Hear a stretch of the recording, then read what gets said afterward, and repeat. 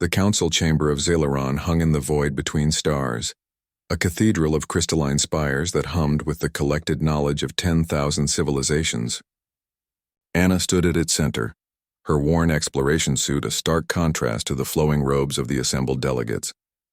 Beside her, Jixon kept his hand near his sidearm, though both knew weapons meant nothing here. The Keeper of Records, a being of pure thought housed in a shell of living metal, addressed them in universal standard.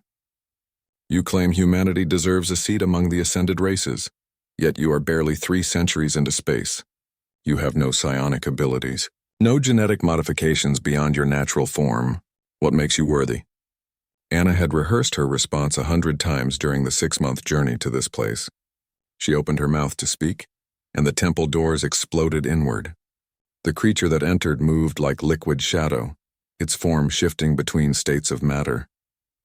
The assembled delegates recoiled in terror. Anna recognized it from the xenobiology databases, a void priest of the Karleth, a species so ancient they had walked the stars when Earth's sun was still forming.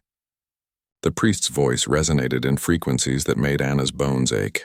It spoke in a language of clicks, whistles, and harmonic vibrations that her translator chip couldn't parse. The meaning was clear in its contempt. Humanity was nothing. Insects, unworthy of breath. Jixon stepped forward, his jaw tight. We didn't come this far to be... Anna raised her hand, silencing him. Something stirred in the back of her mind, a memory she didn't know she had.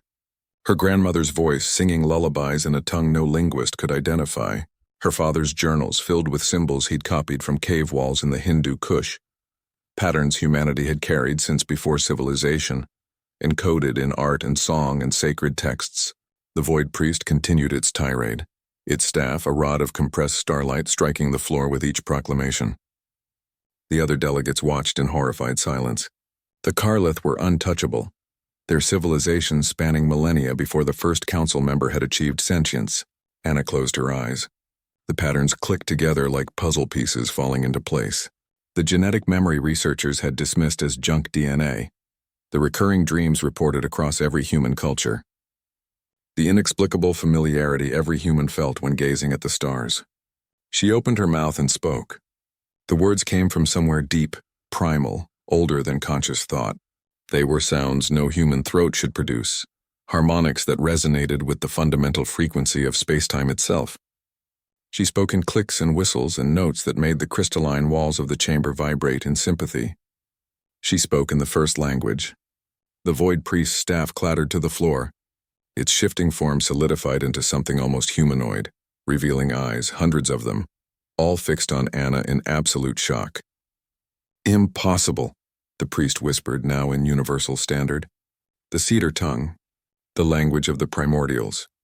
Dead for 10 million years. How? Anna's eyes snapped open and she continued speaking.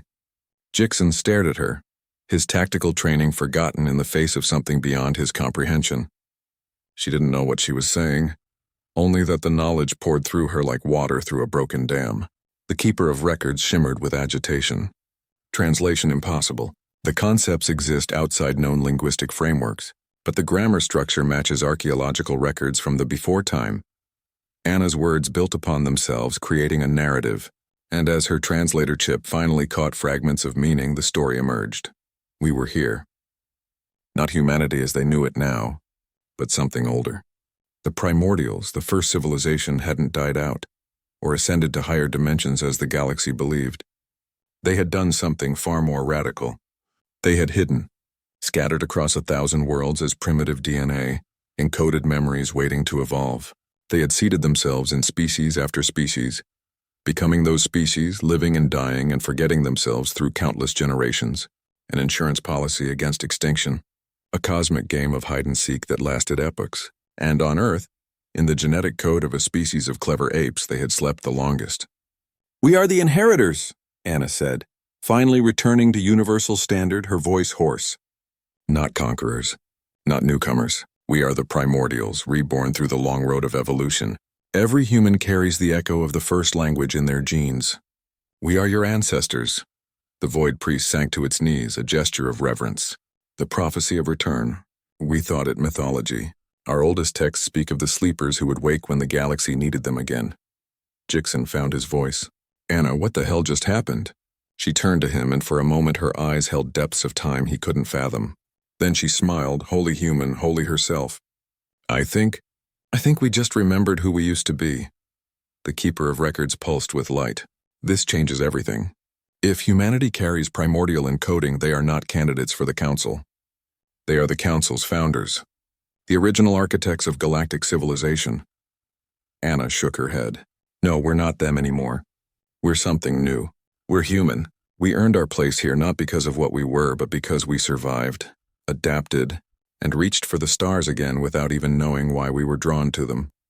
She looked around the chamber at the assembled delegates, species who had feared, judged, and dismissed humanity. We're not asking for your approval because of ancient bloodlines. We're asking because we belong here, standing on our own merits. The primordials are gone. We're what came after, and maybe that's the whole point. The Void Priest rose, retrieving its staff. When it spoke, its voice carried weight of ancient authority. The Council will vote. But know this, Anna of humanity. You have spoken words that unmade and remade the universe. Whether the Council accepts you or not, the galaxy will never see humanity the same way again. Jixon leaned close as the delegates began to murmur among themselves. Did we just win or make everything more complicated?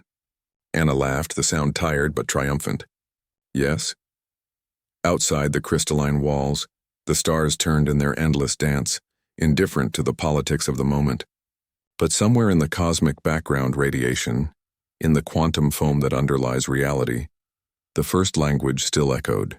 And humanity had finally learned to speak it again.